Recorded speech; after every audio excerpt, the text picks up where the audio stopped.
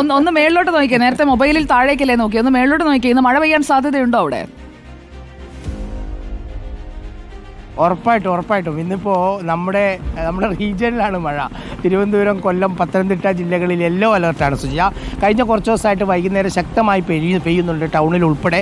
ഇന്നലെ കാര്യമായ മഴ ഉണ്ടായിരുന്നില്ല. പക്ഷേ തിരുവനന്തപുരത്തിൻ്റേത് ഉൾപ്പെടെയുള്ള റൂറൽ മേഖലയിൽ, ഇപ്പോൾ കൊല്ലത്തിൻ്റെതായാലും പത്തനംതിട്ടേൻ്റെ ആയാലും ഉൾനാടുകളിൽ നന്നായിട്ട് മഴ പെയ്യുന്നുണ്ട്. തിരുവനന്തപുരത്തെ മഴ സുജിയൊക്കെ നല്ല പരിചയമുള്ളതാണല്ലോ. അതായത് ഒരു അരമണിക്കൂർ നിന്ന് പെയ്താൽ താഴ്ന്ന പ്രദേശങ്ങൾ മുഴുവൻ വെള്ളത്തിനടിയിലാവുന്ന ഒരു സ്ഥിതിയാണുള്ളത്. പല സ്ഥലത്തും ഒരു മഴ ശരിക്കും അരമണിക്കൂർ നിന്ന് പെയ്താൽ നമുക്കെല്ലാവർക്കും കോളോട് കോളാണ് നാട്ടുകാരുടെ. അതായത് മിക്ക താഴ്ന്ന സ്ഥലങ്ങളിലും വെള്ളം കയറുകയാണ്. പല സ്ഥലത്തും നിലനികത്തലും അതുപോലെ തന്നെ ഓട ശരിയല്ലാതെയുള്ളതും അനധികൃത നിർമ്മാണവും ഒക്കെ അതിൻ്റെ ഒരു വെല്ലുവിളി തന്നെയായിരിക്കും. എന്തായാലും ഇന്ന് യെല്ലോ അലർട്ടുണ്ട് തിരുവനന്തപുരം, കൊല്ലം, പത്തനംതിട്ട ജില്ലകളിൽ. മഴ തുടരുകയാണ്. പക്ഷേ നിലവിലിപ്പോൾ തെളിഞ്ഞ കാലാവസ്ഥ തന്നെയാണ്. നിലവിൽ മഴക്കുള്ള സാധ്യതയൊന്നുമില്ല. പക്ഷേ നേരത്തെ പറഞ്ഞതുപോലെ ഏത് നിമിഷവും പെയ്യാം.